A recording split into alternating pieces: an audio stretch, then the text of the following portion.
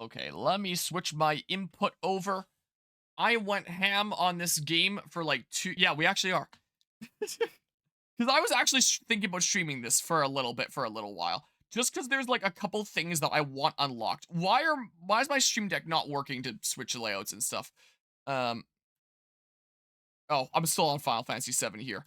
I need to be here and stuff. Oh, that means that I didn't close Final Fantasy 7. It's still running. I better close that here. I was just showing, we had the whole talk about like costumes in video games, and then I was showing Al there. This is what I was doing. Hold on. Let me close Final Fantasy 7 really quickly. So yeah, after this game came out, Xenoblade Chronicles X, not Final Fantasy 7.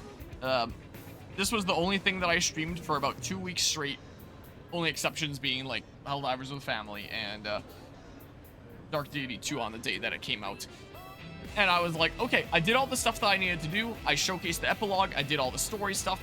Now I'll probably just play it from time to time, like at LAN events and stuff like that. And I still think that's what I'm going to do for the most part. But swim to the island I went on foot. It's a great time, trust. Yeah, we should totally do that. And my buttons aren't working. I normally use this layout. So I have been making a decent bit of progress on my own time.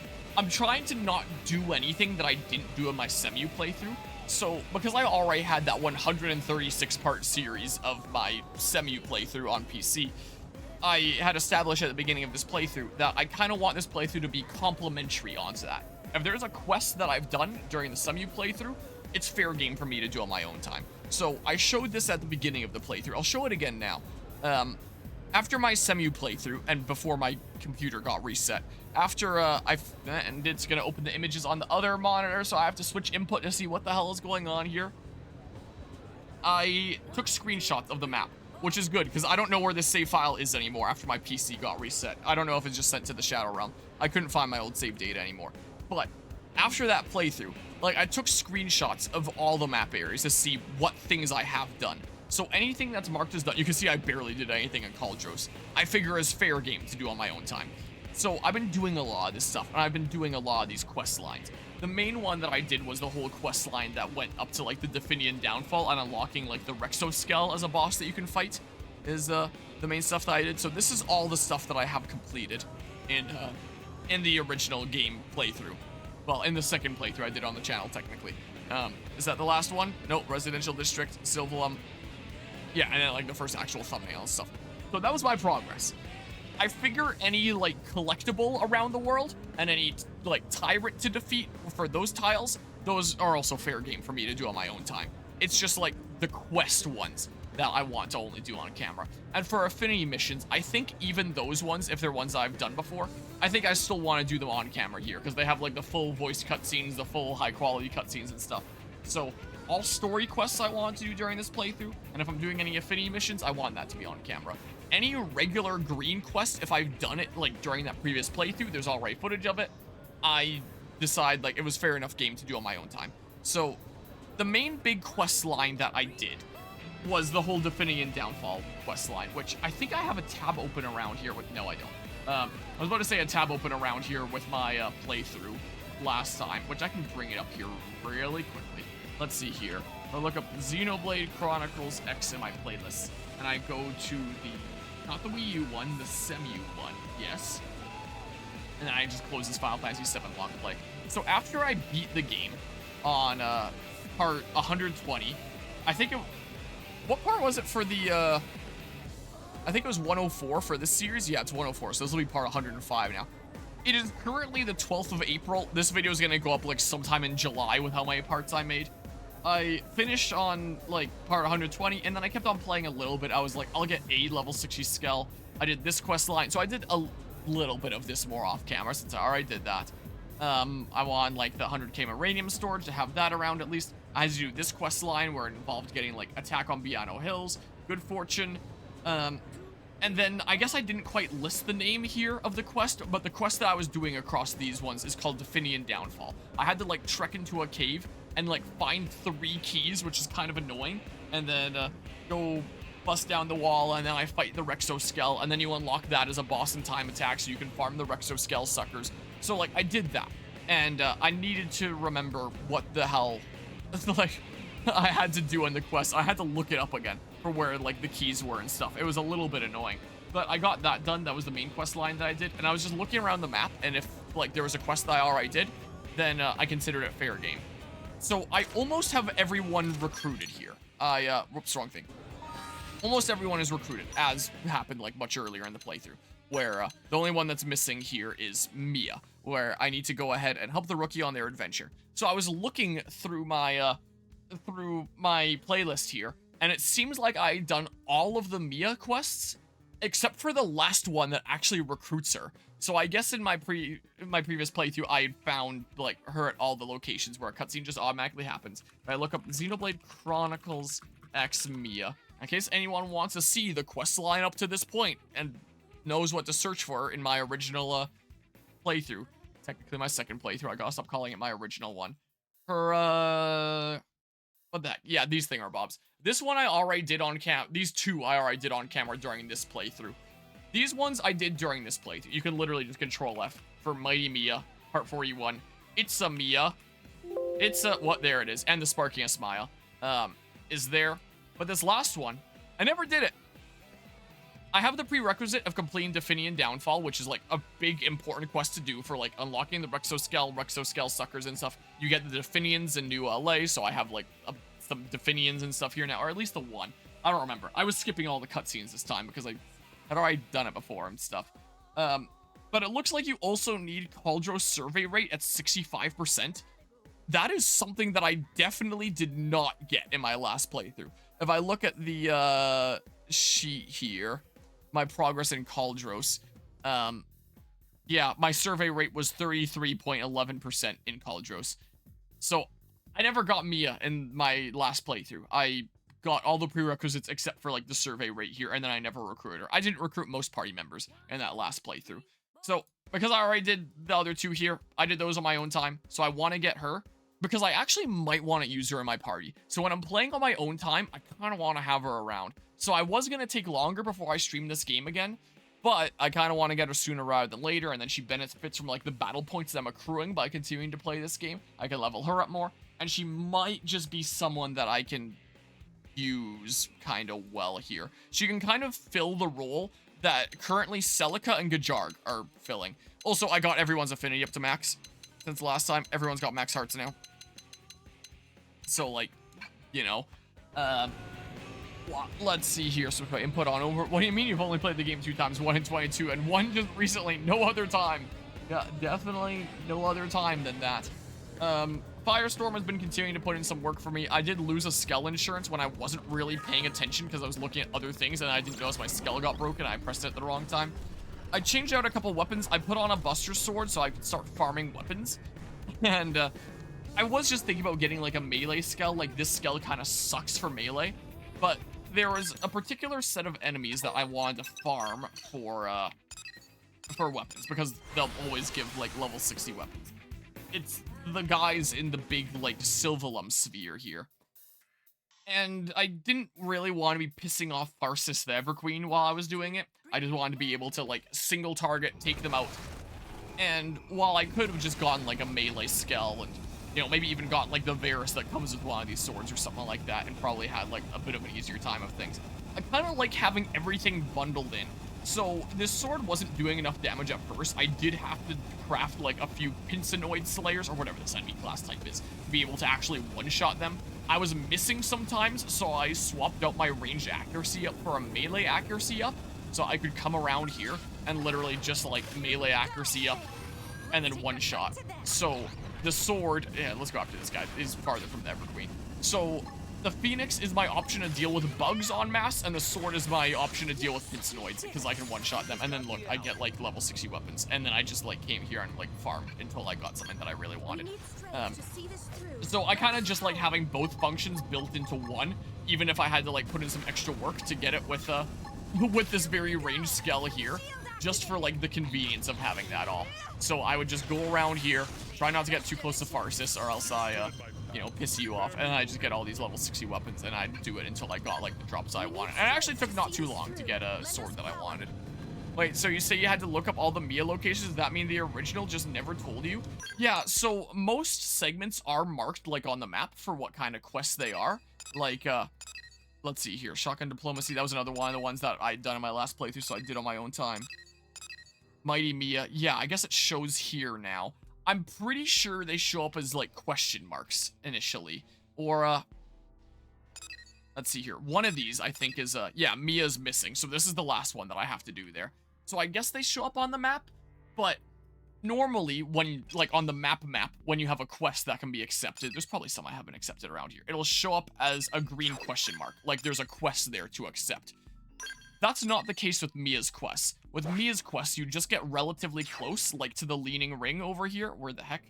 Not the drowning ring, the leaning ring here. And then, like, you just get close to this, and if you have all the prerequisites, it starts a cutscene where she's, like, waving to you from the leaning ring, like, hey, Chief, can you help me out here and do this side quest stuff for me?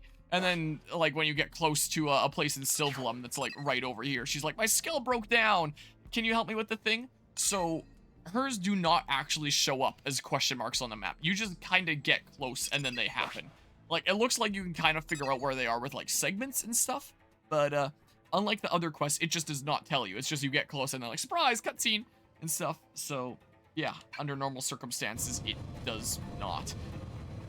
But yeah, so my, my sword that I got here, I was using the Bewitched Glaive Receding Rust for a while. With my current build, I'm currently using a Ultra Diamond Spatha, which doesn't have as high of a power rating as the Bewitched Glaive Receding Rust, but it can get, like, some better, like, built-in augments here. So this isn't a perfect sword. I feel like I would have to grind for a really long time for a perfect sword, because, like, it's random whether you get, like, 1 augment, 2 augments, 3 augments, and then what those are random within a set based on the manufacturer. So the Ultra Diamond Spatha is a Meredith Co weapon, which means that it can get things like this, that the Bewitched Glaive Receding Rust can't. One of the most useful things that you can probably get on the Bewitched Glaive Receding Rust is, like, Ultra Fauna Slayer, if you want to do extra damage to Ultra Fauna. But Ultra Fauna is really just, like, the Telethia, the Endbringer, the Farsis, the Everqueen, and I'm pretty sure Telethia Plume. And maybe Yggdrasil Zero counts as, Ultra Fauna as well. I'm not sure. There's really not much Ultra Fauna in this game. Like, you can count them on one hand. So it's not particularly useful. So it's kind of nice to just have things that give you, like, general versatility. So the build isn't as good as it can get because, like, 1, the sword can be better, but I don't know if I have the patience to grind for a better sword because you just have to keep on going at it. Hope you get the weapon in question. Hope it has, like, enough, like, built-in augment slots and that they're ones that you actually want and not, like, garbage because you can't change it. So, like, grinding in Xenoblade X kind of sucks. So I got this one after not too long with, like, 2 things that were very useful. And I was like, you know, I might just stick with this. So I might just upgrade this sword at some point. I mean, I already upgraded this to level 20. You can see that I have 5 out of 10 upgrades, and I'll put in, like, the other 5 upgrades once I feel like farming the materials to get melee attack up to level 20 as well. And then I just put on some things here, like Appendage Crusher, because it'll just increase my damage when I'm targeting appendages. I'm boosting my ether damage by a total of 100% because I'm using an ether-based sword. Its attribute is ether. For my dual guns, I didn't really know what to do. Like, maybe I'll get something ether-based sometime later. But I found out since the last time I played this game that the weapons that you get during Chapter 13 as you go around, like, recruiting people, as you go talk to people in Voltaris, and they're like, hey, it's good to see you. Let's go beat up Void together. And then you get, like, some sort of weapon. Yeah, they're level 50. They're okay-ish weapons. But they have 4 augment slots as opposed to 3. Like, any other weapon would have max. So I just kind of stacked up a shit ton of Appendage Crushers there just for the sake of really increasing my damage. This thing I farmed off of, whatever the heck, the big Millisaur in Primordia. Lucille the Eternal. The guy that I was so proud of in, like, my first time showcasing Xenoblade X on the channel, playing on the Wii U, that I still have the clip around of. I'm sure I've shown before, of finally being Lucille, and I was like, whoa, I'm actually gonna do it! Now I can beat Lucille in, like, under 10 seconds, like, consistently, with my setup. So it wasn't too hard to farm Lucille. I actually got, like, the God Helm here. So the only things that I for sure wanted that are possible to drop on the helms are potential up, potential boost. So that'll really increase the damage of Blossom Dance. I'll eventually, like, increase the power of these. I can put 10 upgrades into it. So yeah, my build isn't perfect yet. There's still room for improvement. Yes, it is indeed. Outside of this is something that's new to this game. With the new epilogue of chapter 13 that gives you a whole bunch of weapons that have 4 augment slots instead of 3. So I would not normally be able to have like 4 appendage crushers in the original game. So for the most part, yes. This is not available in the original game, these striker dual guns. That one is something exclusive to Definitive Edition here. But yeah, so there's only like so many things that can be on each like armor type. So this one, I just wanted these two, and I got lucky and got one with both these two and an additional thing where it's just like, hey, better item drop rate. There's less treasure sensor that I need to have on my allies. Great. I'm still running the overdrive gain TP so I can get like overdrive off immediately as I do. So that's still on all my armor. This, I just have a shop gear right now just for like potential up, because you can't get potential up as a drop if you're like farming gear. The most useful thing, if memory serves, that you can get on an armor drop is like aura rapid cooldown, I believe, which decreases the cooldown time of your arts. Like they charge up faster if you have an aura active, which is pretty handy. But you can't get potential up normally, so I was like, let's just get potential up. I started trying to farm for a torso for a while for like the aura, like rapid cooldown, but I couldn't quite get it, and I was like, whatever. This I had to farm for a decent while. The only thing that I care about here is overdrive count up, because then I no longer need to have a skill equipped to get overdrive count to go up when I activate overdrive. Now I have an extra skill slot that's freed up for just doing extra damage, because now my left, like, arm gear is the thing that is achieving that purpose. So, great. I had to farm Lucille for a decent while for this. I was getting so... I had so much stupid gear I have. Look at all this gear I have now. So, it seems like I was getting, like, basically every other additional effect all the time, but this overdrive count up is just like a really, really friggin' rare drop. So like this build could get better. I could farm for equipment that has this and other more usable things here, but that sounds like pain. A little while. A little while here. I don't know what my playtime was at the last time that I streamed this, like maybe 73 hours. So I've been putting in like a little bit over 20 hours on and off since last time. Yeah, so it looks like I finished on April 1st. So it's been 11 days since the last time, and yeah, I'm now in 11 days before, 11 or 12 days, I put in 70 hours. Now in about another 11 days, or in about another 10 days, I put in like another 20 some on and off.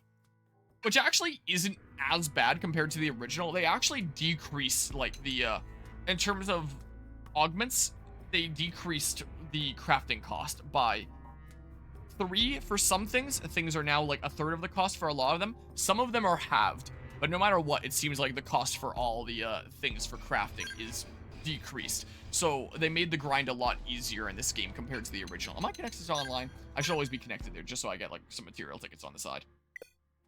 Am I still having internet issues? Alright, well, before it shows like my Wi-Fi information, because it's about to pop that up. Oh, or maybe it won't. And my stream deck still isn't working. Alright, I don't know what's up with that. What the heck? It says I'm on Wi-Fi.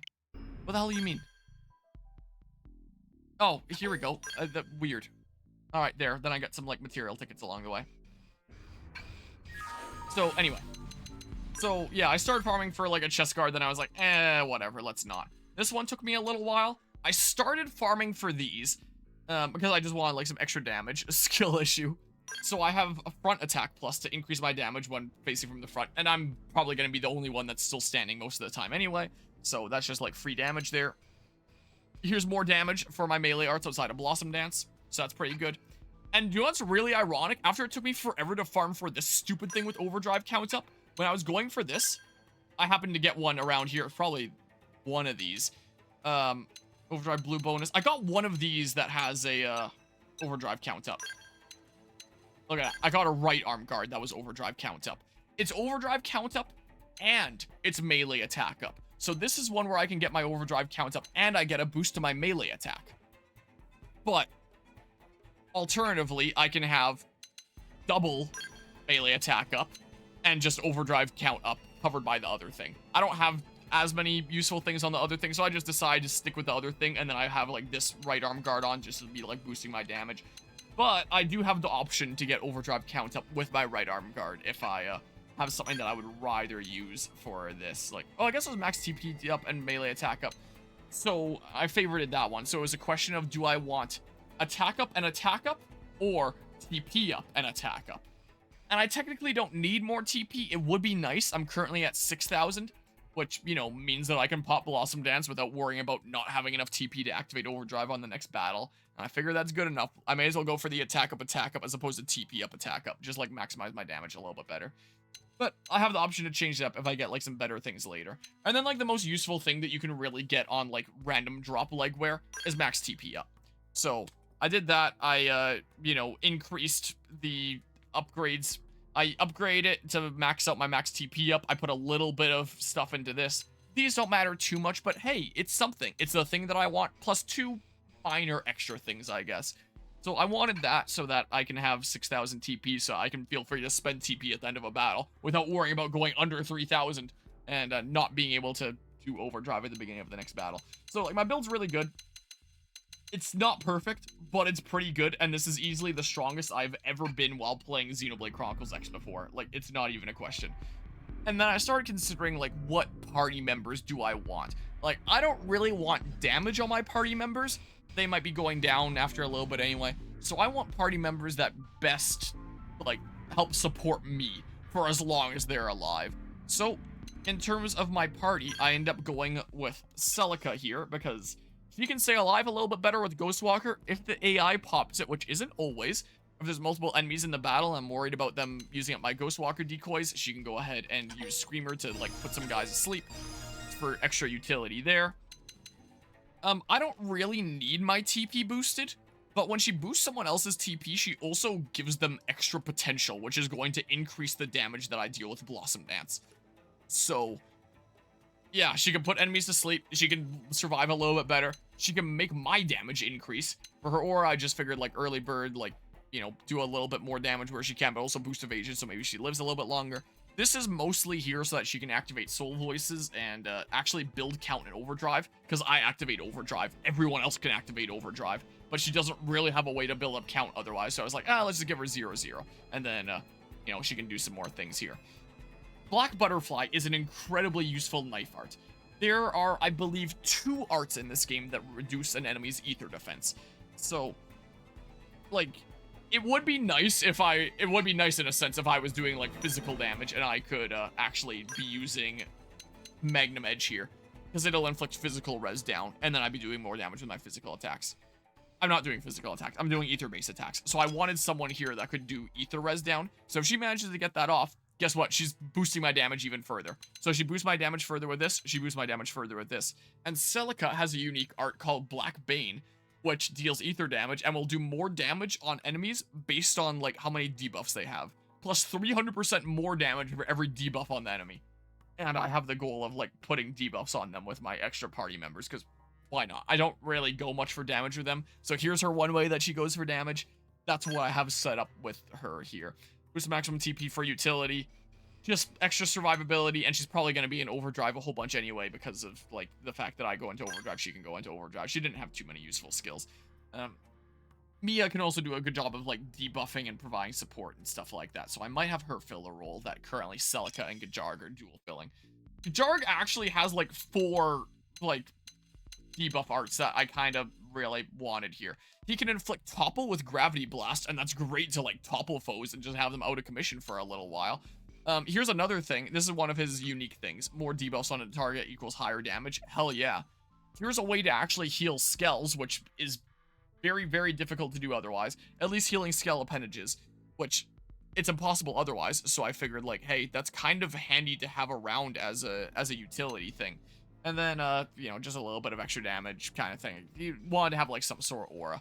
I really wanted to have someone that had subterfuge here, because a lot of enemies will resist debuffs. Like, if you're at max overdrive, doesn't really matter. You're gonna be able to get that debuff on.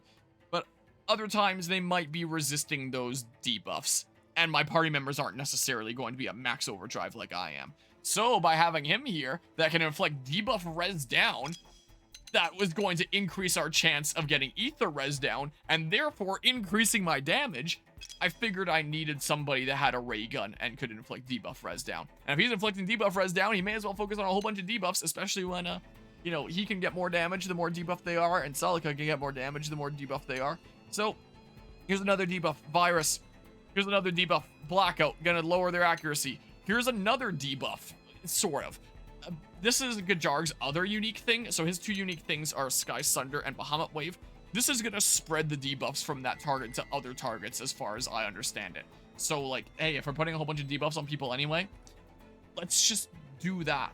So Gajarg and Celica are kind of my people that debuff to increase my damage, but also get a decent little smidge of damage out of it, while also providing like some utility where they can.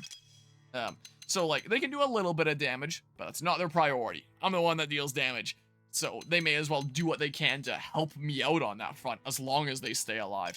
And then Al is here because he's just like friggin' amazing. He has his two unique things of Hercules Blow, which is so much damage, and Howling Soul, which takes TP to all nearby allies. It boosts melee attack, it boosts range attack, and potential, and will revive a random incapacitated ally. So if someone goes down, he doesn't even need 3000 TP. I could get him with 3000 TP easily. I guess he can just use this and he'll revive someone nearby.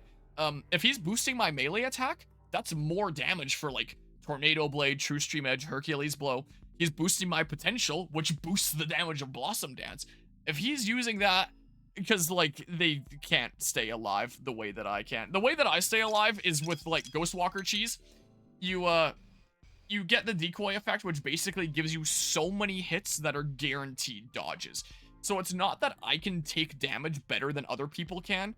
It's that I can avoid taking damage completely while they can't. And while I'm in max overdrive, Ghostwalker will recharge really fast, and I can just kind of spam it a lot of the time. And then, assuming the enemy doesn't have like a super crazy multi-hit, they're not hitting me. Celica can do that. The AI isn't necessarily smart enough to do that. If she uses Ghostwalker, then she'll stay alive a little bit longer, and she can support me a bit longer. But she's not going to play as well as a human and not be able to, like, spam it as well. So, you know, Celica probably has a bit better survivability than the other two, but they'll be alive however long they're alive. But, you know, they fight a big enemy, they're going to get wrecked pretty fast. But yeah, so while he's alive, boost my damage. Hell yeah. And if someone else goes down, maybe he can revive them. Like, that just sounds really, really handy. So these two boost my damage by inflicting debuffs, and you boost my potential. He inflicts a whole bunch of debuffs that will help boost my damage, debuff res down, so that Celica can hopefully put on, like, the ether res down that'll super boost my damage. And he's just, like, boosting the raw damage that I'm doing. So, like, that's great. This is more for, like, himself and other allies. Like, I'm not really using range attack all that much, but, like, hey, another buff that spreads to nearby allies, hell yeah. He may as well grant himself critical power so that he can hit a decent bit harder here. May as well use offensive stance. It is friggin' amazing anyway. He has intercept for another debuff just to add to, like, other people's debuffs. So the two arts in this game that can inflict debuff res down are Sidewinder from Sniper Rifle and the Subterfuge from Ray Gun. So I just have both here. So Al uses Longsword and Sniper Rifle. So he is also capable of inflicting debuff res down to allow, like, ether res down to be inflicted a little bit easier. So I have a greater chance of my damage being further boosted, which I think is great. So that is great there. This is pretty much just for, like, damage, may as well. This is for damage, and yeah, just offensive stance there. So Al, while he is also, like, a great damage dealer, he is largely in a support role as well. So they're all here just to kind of help me kick ass better. Also, in terms of skills here, may as well boost some damage a little bit, may as well boost some damage a little bit. These are the things that I really cared about. Boost damage based on the amount of debuffs on the enemy. Great, just stack that even more. And then Tactical Analyst. It seems like there's only two non-playable, like, non-hero characters in this game. Your avatar character, I should say, characters in this game that have Tactical Analyst. Jarg and Mia, who I want to recruit. Reduces enemy debuff resistance by 24% when landing an attack. I don't know exactly how that works, if it stacks, if it just stays at a flat 24%. I couldn't really find a clear answer online. I tried to find it. But either way, just more chance of inflicting debuffs, reducing enemy debuff resistance, more chance of ether res down being successfully inflicted, and my already super hard hitting attacks hitting even harder. So yeah, I thought that was pretty great. And then Al is just like, hey, more damage, more damage, more damage. And then he's gonna be reviving people more often than others, so hey, why not that? He didn't really have all that much that I really liked here. Reduce cooldown for range auto attacks, who cares? He's not doing thermal damage. I already do this, so there's no point for him to do it. So I didn't really see much use with like other things. So he does like a whole bunch of damaging things, is what his things are. And my current skills are I have that on when I care about actually breaking appendages, so I have that on when I'm like grinding materials and stuff. Otherwise I have Core Crusher on, because this is, you know, 30% damage boost. Core Crusher is 150% damage boost when I'm using ether weapons, which I am here. So because I don't use these skills. You only equip the you only use the skills that are like on that bar that you assign, so I don't have any reason to like invest into these. But it would take a long time if I wanted to like max every skill. I would be doing like a whole lot of stuff online. But the skills that I care about are maxed anyway. So plus 150% damage, great. I'm doing melee arts as my main source of damage, so a 50% chance of dealing plus 150% more damage, great. So half the time I'm doing another 150% extra damage. So you could basically say on average I'm doing 75% extra damage. So 150% extra damage, plus 75% extra damage for, I guess, 225. I don't know how the damage calculation works in this game. Plus 50 for 275. Plus 20% potential, whatever that gets me with Blossom Dance. I'm not entirely sure. It boosted by some amount. And then that. So I only need one skill slot to run this build now. Previously, I needed two, basically three. I needed one that boosted my count when activating Overdrive, and it was really handy to have one that just boosted my maximum TP. Those are covered by my armor now. So now the only one I need for this build is this, and my armor covers the rest. And I can feel free to fill these skill slots with just extra damage. But yeah, still don't know how the online stuff works. I found out more about it that I didn't actually know during previous times that I've played this game. What is my TP looking like? I just load up the game, so I assume it's empty. Oh, it's max. I can actually maybe, okay. But with the setup that I have going now, I should actually be strong enough to take on Farsis. I know because I've already beaten Farsis once, which is something that I've never done in Xenoblade Chronicles X before.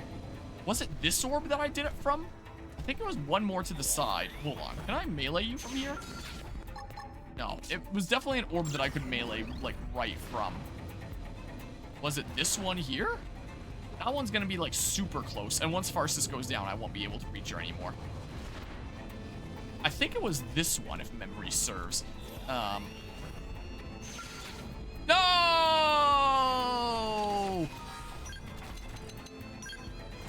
Dang it, game. So yeah, I've been busy becoming stronger than I've ever been in Xenoblade Chronicles X before, and that is saying something. Okay, little smidge forward, get out of the Skell. Yeah, I can do stuff from here. Briefly go back into the Skell, just so that like my allies stay in Skells. Without me having to do a command. Okay, do that, get out. So, I mean, yeah, there's their Skells immediately going down. Let's see here. Let's see what this is like. I'll use Blossom Dance in a second. That's gonna be like my bigger damage dealer, I think. I should be able to hit from here. Dang it. Yeah, now I can get you now that you've come closer. Ghost Walker again. Massive Stomp. Nice miss. See how much damage this does. So it's still not as good as it could be, but it's pretty good. And by continuing to use Ghost Walker, I'm pretty good here, I would say. So yeah, Celica and Kajarga are already down. Al's still alive. Yeah, I took off Magnum Edge and put on Tornado Blade. Yeah, I'm A-okay. Blossom Dance again. Wow, I suck. Use this wherever I can. I'm a little bit sketchy about your multi-hit sometimes. Okay. Hercules Blow. For a decent bit, Blossom Dance is gonna be my bigger damage dealer here. If I go more into melee attack and less into potential, Hercules Blow can potentially do more. Just in case. Yeah, there's my allies down. That is fine. And then... That's Farsis dead. So... I don't know how many enemies can still, like, survive against my setup anyway, so I can still make my setup better. But I don't know how much point there is at this point. Like, I guess I'd be able to kill, like, Yggdrasil at 0 faster with online stuff if I really wanted to. But my TP, yeah, it's pretty good. But I think I can take on, like, pretty much what I need to take on at this point. That, you know, I'm in a pretty strong position. So again, it can still get stronger, but it's pretty freaking good. And I could get even more damage out of this if I didn't do the setup that lets me activate overdrive immediately by having all, like, this stuff. And then I took off, like, the one skill there and replaced it with a damaging skill. And these were all something else, like potential up. I'm pretty sure I could put on these. Then my Blossom Dance could do really big damage, but I would have to, like, build up count. So I can get my damage up higher. This more prioritizes speed of killing as opposed to maximum damage. So I could increase the damage dramatically, but I have to build up count. And I kind of like just being able to kill things fast. And if I can already take out Farsis without needing the higher damage, like just the speed kill setup works, why not just stick with, like, the speed setup? Explain all the intricacies of overdrive and how to maximize in all parts of the game. I'm not good enough at this game to explain that. If only. Trying to make the stream go on even longer and longer, I see here.